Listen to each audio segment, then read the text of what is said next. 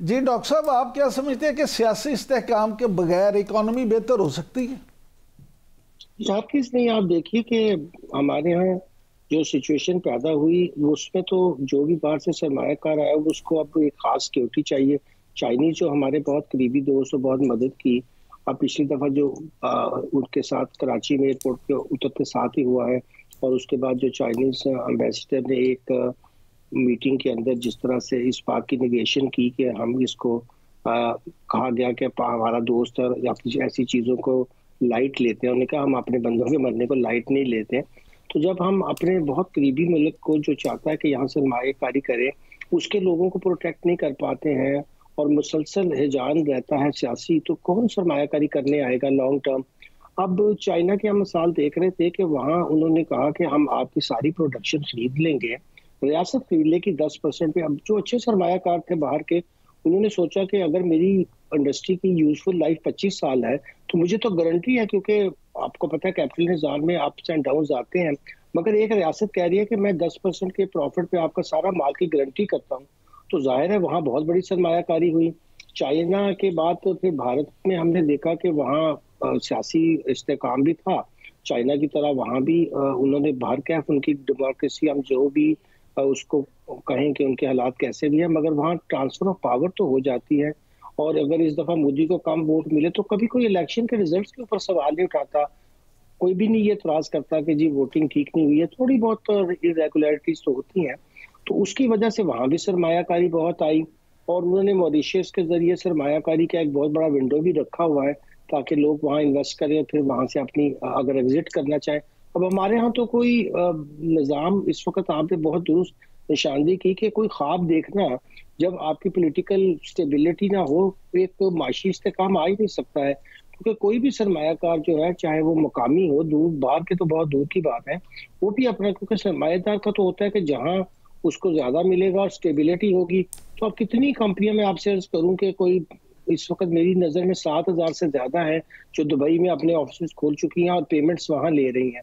کتنے پاکستان کے free lancer ہیں جو پاکستان میں پیسہ لاتے نہیں ہیں اور باہر ہی رکھ لیتے ہیں.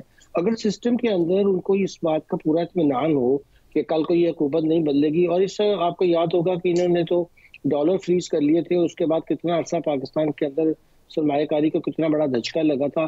نہ تو یہ صحیح کیپٹلزم چلا سکتے ہیں اور نہ ہی چائنا کی طرح ون پارٹی رول چلا سکتے ہیں. تو پھر اگر آپ بیچ میں رہیں گے، سیاسی نظام ڈیلیوری نہیں کرے گا بھارت کی طرح، کم از کم وہاں اقتدار تو آسانی سے منتقل ہو جاتا ہے. اور پیچھے پھر ظاہر ہے کنٹرول کی پالیسیز بھی نہیں ہے وہاں پہ، انہوں نے بہت لبرلائز کیا ہے. ہمارے ہاں تو ابھی ریگولیشنز اتنے ہیں. پھر ایف بی آر سب سے بڑا، اگر آپ مجھ سے پوچھے تو ایف بی آر اس وقت سب سے بڑا سرمایہ کاری کی راہ میں رکاوٹ ہے. ابھی کل مجھے ایک چائنیز فرم نے بتایا کہ وہ وہاں پہ ایگزمپشن سرٹیفکیٹ لینے پہنچے تو انہیں کہا پہلے 500 ملین جمع کروائیں. انہوں نے کہا جب ہم پہ ٹیکس نہیں لگتا تو ہم 500 ملین کیوں آپ کو ایڈوانس دیں؟ انہوں نے کہا جی اس کے بغیر تو ایگزمپشن ہی ملے گا. اس چائنیز نے وہاں لکھ کر گیا ہے ان کی کتاب پہ کہ یہ ایف بی آر دراصل انویسٹمنٹ کی راہ میں سب سے بڑا کلر ہے، اور وہ اس نے کہا کہ میں جا کے اس کی شکایت جو ہے ایمبیسی میں بھی کروں گا. تو یہ تو میں ان سرمایہ کاروں کی آپ کو بات بتا رہا ہوں جو ہمارے برادر چائنیز ملک سے اور جن کے ساتھ ہمارے بہت اچھے تعلقات ہیں. ان کو اگر اس طرح کی دشواریاں پیش آتی ہیں تو باقیوں کا ذکر ہی کیا ہم کریں. تو ہم ایسا ماحول ہی پیدا نہیں کر سکے، وہ ایکو سسٹم ہی نہیں بنا سکے جس سے سرمایہ کاری ہو. ڈاکٹر صاحب کی بات سنی قاضی صاحب، اب 2-3 سوال یہاں آپ سے پوچھنے والے ہیں. ایک تو یہ کہ یہ صرف چائنا کے ساتھ نہیں ہو رہا، لوکل بھی کوئی اگر انویسٹر انویسٹ کرنا چاہتا ہے تو اس کے لیے 32 محکمے ہیں کہ جو اس کو روکنے کے لیے ہر وقت تیار رہتے ہیں. جب ایز آف بزنس نہیں ہوگا تو لوگ انویسٹ کیسے کریں گے؟ میں آپ کو ایک واقعہ یاد دلاتا ہوں. باجوہ صاحب تب بڑے شوقین تھے صحافیوں کو بلانے کے. میں نام نہیں لیتا اس شخصیت کا، لیکن وہ بڑی اہم شخصیت تھی. انہوں نے کہا کہ مجھے اٹلی کے جو ویسپا بنانے والے ہیں اس کے ایک ڈپلومیٹ نے شکایت کی آ کے کہ جی میں نے کہا کہ ہم نے یہاں فیکٹری لگانی ہے، تو آپ کے وزیر خزانہ نے کہا کہ یہ باجوہ صاحب کی بات کر رہا ہوں کہ جناب میرا کٹ کتنا ہوگا. بات یہ ہے کہ آپ ایک جگہ یہ جو کلچر بن گیا، مثال کے طور پہ آپ کسی محکمے میں چلے جائیں، ایف بی آر میں چلے جائیں، ایل ڈی اے میں چلے جائیں، کہیں چلے جائیں، وہاں طے ہوتا ہے. میں نے ایک بہت بڑے ٹھیکیدار سے بات کی، ایک میرے ساتھ دوست ان کے پاس مجھے لے گئے. میں نے کہا یار سچی بتائیں جو 100 روپیہ ریاست ریلیز کرتی ہے، میرا پی ایچ ڈی زمین پہ کتنا خرچ ہوتا ہے؟ انہوں نے کہنا دیکھو نا جی 30% تو اوپر دینا پڑتا ہے. یہ میں بالکل میں کہا 30 اگر آپ اوپر دیں گے تو 40 اپنے پاس رکھیں گے نا, نیچے 10 لگ جائے 20 لگ جائے.